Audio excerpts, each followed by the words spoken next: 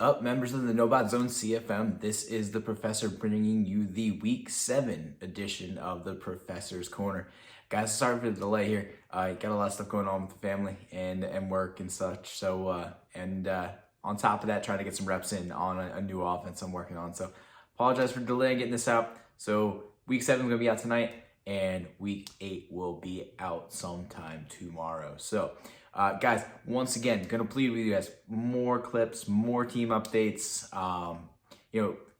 Again, not only does it help make the corner better, but it is what allows you to get the camps that we just did. So we just did the mid-season camps, which allows you to get some of your guys from stars to superstars, so they had abilities or made them, get their different camps to increase their abilities, their skills.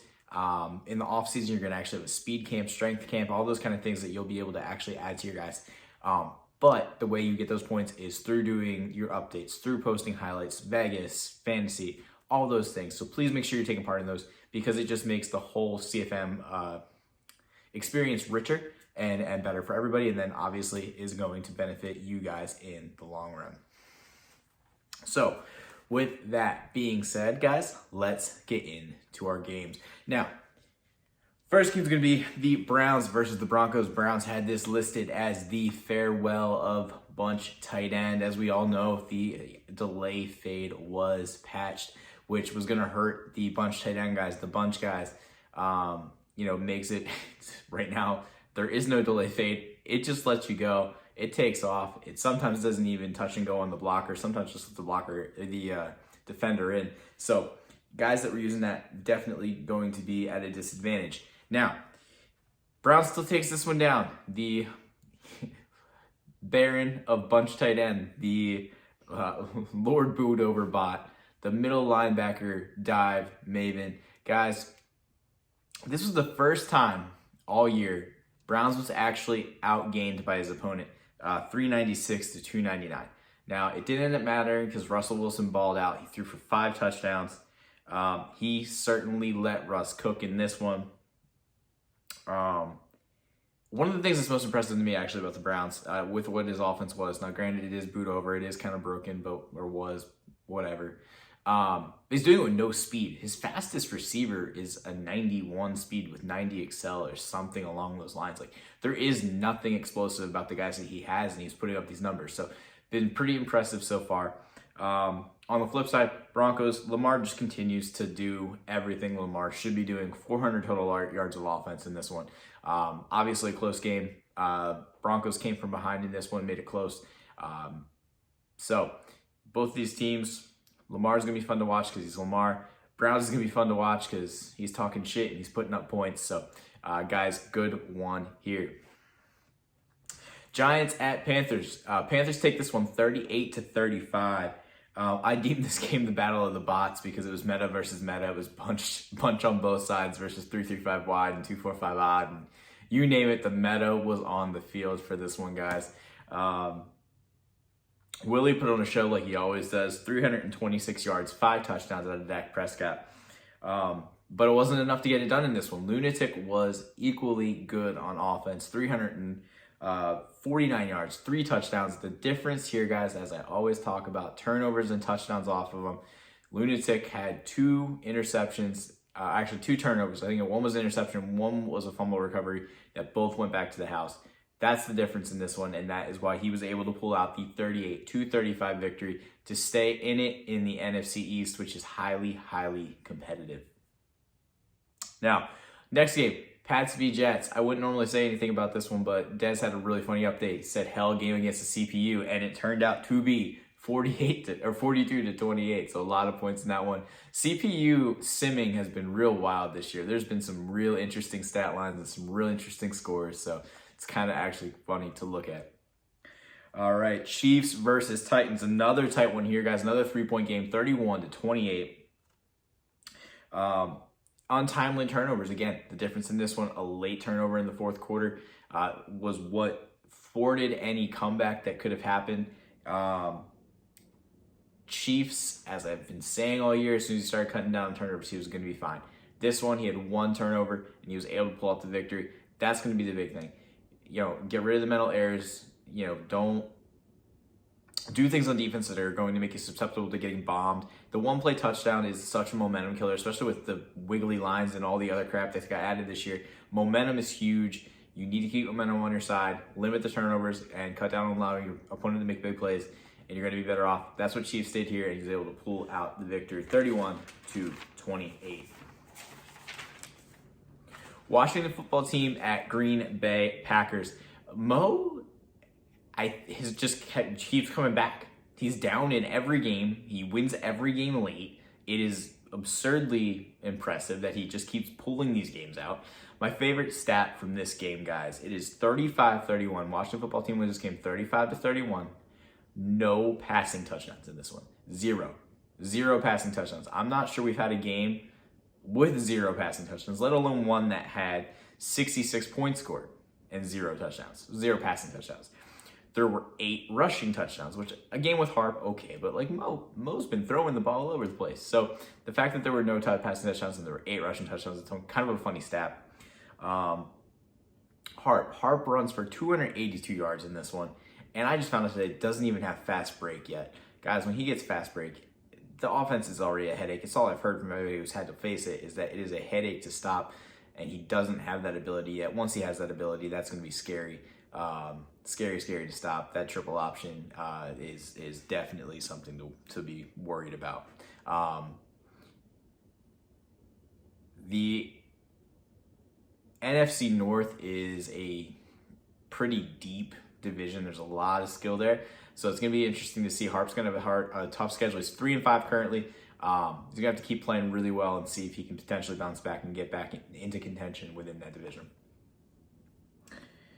Bengals at Ravens. This was another one that had a lot of hype. This was Seals, a perennial Super Bowl contender, one of the best players in the CFM, going up against Ragusa.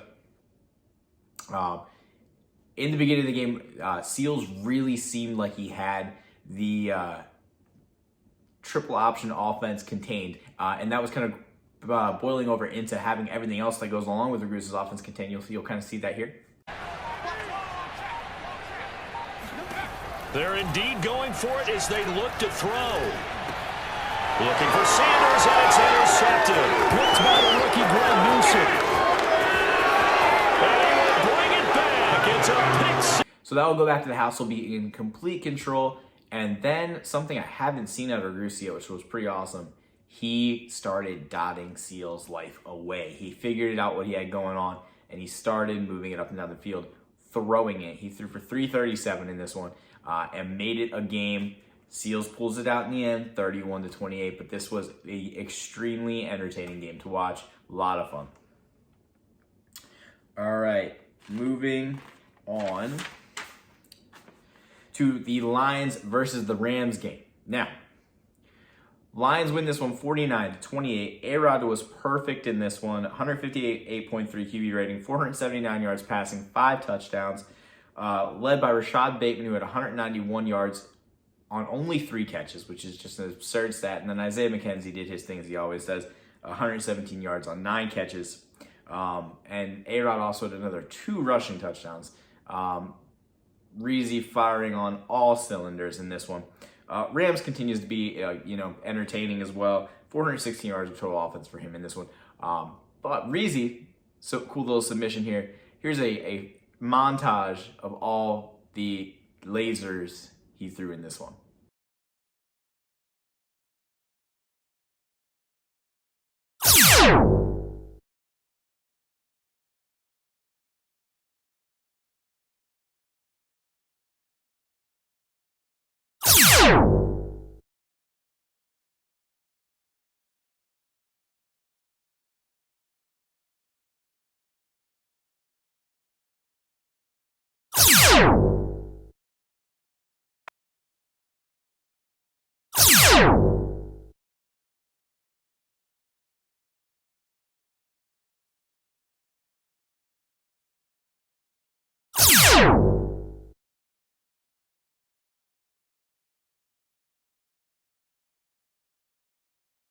All right, complete with the little laser sounds. I like that, Reezy. That was well done. All right, next game. Had my Eagles facing the Raiders. Now, we won this one 38-21. We got out to a big early lead in this one. We were helped out by the fact that Davis Mills is not really getting the ball there on time for Sean. Made it really hard to fit some of the passes into the windows he was looking to fit them into. And then we were really efficient on offense. We threw an interception late when two of my guys ran into each other. But Jordan Love, 356 yards passing, 2 touchdowns, 2 more rushing touchdowns. We forced 4 INTs in this one, which was really big for us. But I do need to mention, guys, Tyreek Hill is really, really fast. I did everything I can to try to make sure that he wasn't taking the top off, and he still did for 5 catches, 225 yards, 3 touchdowns. There was one play where I had Reek beat a guy on man and then got over a deep half, and it was... Tyreek is fast. Make sure you're defending that man any way you possibly can, because he's going to still blow by your guys. It's wild. All right. I, again, take that one 38-21. Bears at Bucks. This was RPO gate. Are they fair? Are they allowed? So, as of now, MCS is allowing RPOs, so that is what it is. And there's no rules against the wide receiver screens where the quarterbacks scramble. So, at this very moment, they're going to be allowed. So, with that being said, Haji controlled the clock in the second half of this one. It was a 14-14 tie at half. Haji goes up, takes almost the entire second half to score, leaves the Bucks with no time to respond, and that is how we take the win. Haji's been really, really solid lately. Cut down on his turnovers, and he's just playing really, really solid football. So he might be a problem in that NFC North. That NFC North is again, a loaded division with Harp and Reezy and Haji, and then also the addition of Kiztech with Vikings. All those guys can play, and it's going to be really fun to see kind of who ends up taking that division down. Colts at Niners. Colts wins this one, 24-21. He continues to show up on the sticks. He has been way better than anticipated. It's always kind of iffy when we get new guys in the CFM, but he has been balling out as of late. In this one, he takes down, I believe, 4-time or 5-time Super Bowl champion Envy. If Colts is going to keep playing like this, he might be a force in the AFC, which is going to be exciting to see, because that AFC side isn't quite as deep as the NFC side is. So we need some powerhouses over there on the AFC side to make some of those games interesting. And really, when we get into the playoffs, when we see all the top players matching up, we want to see guys like this playing these games. Envy, on the flip side, continues to struggle without having a quarterback that has any abilities that can, the throw flower modifier. He really needs those to fit some of those passes into those windows, because that's what's holding him back right now. And Kellen just sells him out sometimes. So as soon as he starts getting Kellen where he needs him to be, Envy will be in a lot better shape. All right, guys. The last game that we are going to be talking about for this week, Seahawks versus Saints. Scacco just dominates once again, 41-3 in this one. Tom Brady, 344 yards, 5 touchdowns, another perfect QBR. 3 of those touchdowns go to Big Mike Evans. Now, guys, I know we always talk about Scacco and the jump balls and the agging, but there's something else we need to talk about. Take a look here. Tuesday. Inside the red zone here, they'll look to throw. And it's intercepted at the goal line. So yes, there was the interception there. Big play to save a touchdown.